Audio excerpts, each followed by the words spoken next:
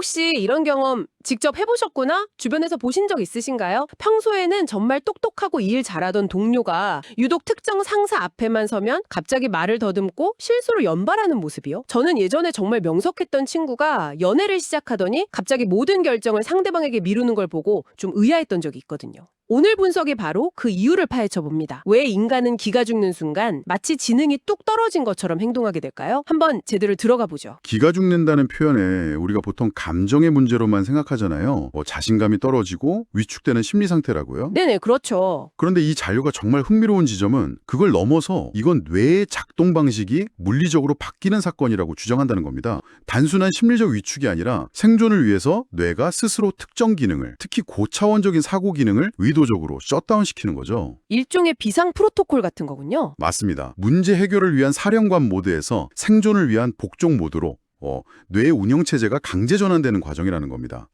왜 우리 뇌가 이렇게까지 극단적인 선택을 하는지 그 근본적인 원인부터 짚어보는 게 중요하겠습니다. 그럼 그 핵심 주장부터 살펴보죠. 자료에서는 인간의 지능이 애초에 무엇을 위해 진화했는지부터 질문을 던지더라고요. 네, 이 이론은 지능의 본질을 아주 도구적으로 정의합니다. 바로 생존을 위해 환경을 내 뜻대로 통제하기 위한 무기라고요. 다가올 위험을 예측하고 머릿속으로 시뮬레이션을 해서 내게 가장 유리하게 상황을 바꿀 수를 찾아내는 뭐랄까 공격적인 능력이라는 거죠. 그럼 이 관점을 받아들이면 예를 들어 IQ가 아주 높아도 왜 어떤 사람들은 사회적으로 무기력해 보이는지 그런 게 설명이 될까요? 그 무기를 쓸 수 없는 상황에 처해 있기 때문이라고 봐야 하나요? 정확한 지적이십니다. 바로 그 지점에서 에너지 효율성이라는 아주 현실적인 개념이 등장합니다. 아시다시피 뇌는 우리 몸에서 가장 많은 에너지를 소비하는 기관 중 하나죠. 가만히 앉아 생각만 해도 엄청난 칼로리를 소모하거든요. 그런데 내 뜻대로 할 수 있는 게 아무것도 없는 상황, 내가 무슨 계획을 세우든 어차피 묵살당하는 환경이라면 이 비싼 에너지를 써가며 전략을 짜는 행위가 무슨 의미가 있을까요? 뇌 입장에선 완전한 낭비네요. 그렇죠. 어차피 실행되지도 못할 기획안 쓰느라 밤새는 거랑 똑같은 거니까요. 이건 자발적인 휴식이 아니라 생존이라는 비상사태 앞에서 뇌의 특정 고위 기능을 예를 들어 전략, 창의성, 비판적 사고 같은 것들을 강제로 정지시키는 것에 가깝거든요. 그리고 가장 원초적인 기능, 즉 위협 감지, 눈치 보기, 복종 같은 기능의 모든 자원을 집중시키는 겁니다. 자료에서는 이걸 노예 상태라는 아주 강렬한 비유로 설명하죠. 생각해보세요. 노예에게 창의적인 문제 해결 능력은 오히려 위험할 수 있습니다. 주인의 의도를 거스르는 행동으로 비칠 수 있으니까요. 노예에게 가장 중요한 건 주인의 기분과 눈치를 살피고 살아남는 생존 본능입니다. 이 이론은 기가 죽은 상태의 뇌가 바로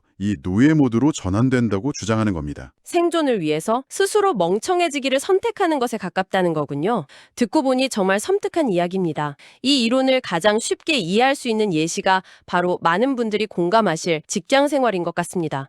평소에는 보고서도 완벽하게 쓰고 발표도 논리정연하게 하던 일 잘한다고 소문난 직원입니다. 그런데 유독 폭군 같은 상사에게 보고만 하러 들어가면 갑자기 딴 사람이 돼요. 말귀를 못 알아듣는 것처럼 몇 번씩 되묻고 간단한 질문에도 바로 대답을 못하고 어쩔 줄 몰라 하죠. 상사는 너 원래 이렇게 멍청했냐고 다그치고요. 이 이론에 따르면 이건 그 직원의 지능에 문제가 생긴 게 아니라는 거죠. 그렇습니다. 그 직원의 뇌가 상사 앞에서만큼은 평소와 완전히 다른 운영체제, 즉 복종 모드로 부팅되기 때문입니다. 상사의 고함 소리, 비난, 이런 예측 불가능한 분노가 일종의 비상 스위치 역할을 하는 거죠. 그 스위치가 눌리는 순간 날카로운 창이었던 지능은 걷어지고 오직 방패만 들고 어떻게든 이 상황을 무사히 넘기는 데에만 모든 뇌 자원이 집중됩니다. 그렇다면 질문에 즉각 답을 못하고 머뭇거리는 건 생각이 막혀서가 아니라 오히려 머릿속에서 너무 많은 계산이 돌아가고 있기 때문이라고 볼 수 있겠네요. 바로 그겁니다. 어떤 대답이 정답일까가 아니라 어떤 대답이 가장 안전할까? 어떻게 말해야 저 사람의 심기를 건드리지 않을까를 빠르게 스캔하느라 시스템의 과부하가 걸린 상태라고요. 정확합니다. 창의적인 해결책을 찾는 회로가 아니라 위험을 회피하는 회로가 최대 속도로 돌아가고 있는 거죠. 이걸 조직 전체의 관점으로 확장해보면 왜 권위주의적이고 공포에 기반한 리더십이 최악인지 명확해집니다.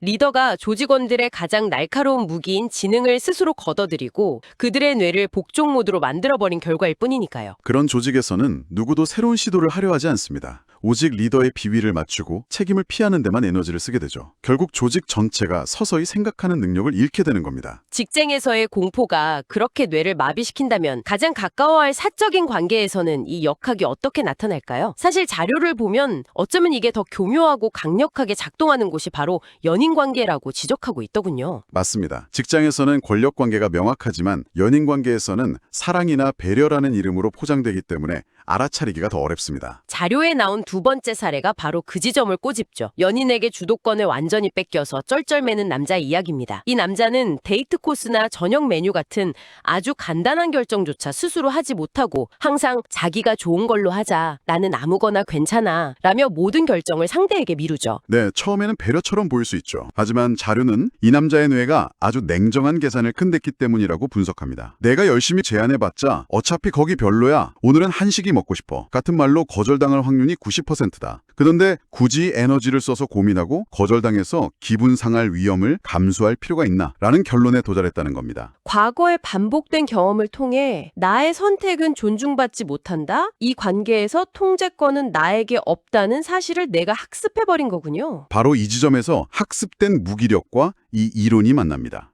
단순히 에너지를 아끼는 걸 넘어서 뇌가 내 노력은 결과에 아무런 영향을 미치지 못한다는 규칙을 학습해버린 거죠. 이건 관계를 서서히 좀먹는 아주 위험한 신호입니다. 한 번 학습된 무기력은 그 관계가 끝난 후에도 다른 영역에까지 영향을 미칠 수 있거든요. 나는 뭘 해도 안 돼 라는 자기불신으로 이어지기 쉽겠네요. 맞습니다. 저는 이 자료를 읽다가 한 구절에서 정말 무릎을 탁 쳤습니다. 내 인생의 운전대를 남에게 넘겨주고 조수석에 앉아 멍하니 창밖에나 보는 상태라는 비유였는데 듣고 보니 정말 그렇지 않나요? 완벽한 비유입니다.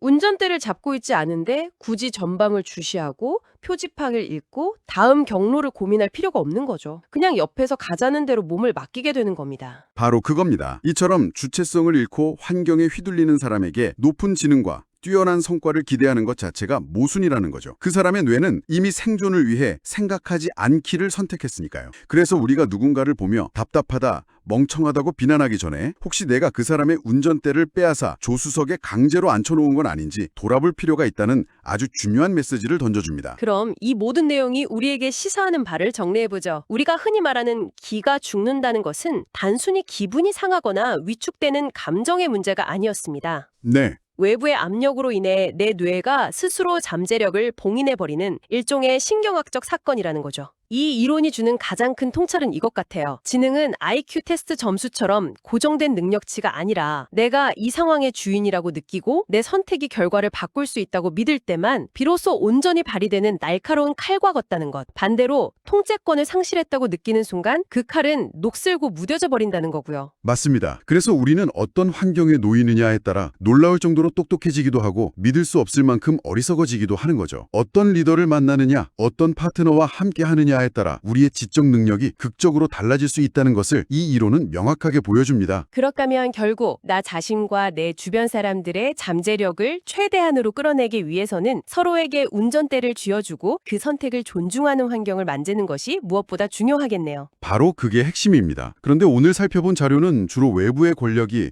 어떻게 우리의 지능을 억제하는지에 초점을 맞췄습니다. 폭군 상사나 지배적인 연인처럼요. 그렇다면 마지막으로 청취자분께서 스스로 생각해 볼 만한 질문을 하나 던지며 마무리하고 싶습니다. 네. 우리는 과연 타인에 의해서만 운전대를 빼앗길까요? 듣고 보니 그러네요. 어쩌면 우리 스스로 운전대를 넘겨주고 있는지도 모르겠습니다. 어쩌면 우리 스스로 특정 영역에서 이건 내가 해봤자 어차피 안 될 거야 라며 혹은 실패에 대한 두려움 때문에 운전대를 자발적으로 넘겨주고 있지는 않을까요? 과거의 트라우마나 반복된 실패 경험 때문에 스스로 뇌의 복종 모드 스위치를 켜는 거군요. 네, 그렇습니다. 나는 원래 숫자에 약해. 나는 사람들 앞에서 말을 잘 못해. 나는 뭘 해도 꾸준히 못해.와 같은 자기 규정들이 어쩌면 스스로 지능의 스위치를 꺼버리는 주문이 될 수도 있겠군요. 바로 그겁니다. 타인이 내 손에서 빼앗아간 운전대도 문제지만 어쩌면 더 무서운 것은 내가 스스로 놓아버린 운전대일지도 모릅니다. 오늘 이 이야기가 끝난 후에 내 삶의 어떤 영역에서 스스로 나의 가장 날카로운 무기를 무뎌지게 만들고 있는지, 내가 자발적으로 조수석에 앉아버린 영역은 없는지 한 번쯤 돌아보는 계기가 되셨으면 좋겠습니다.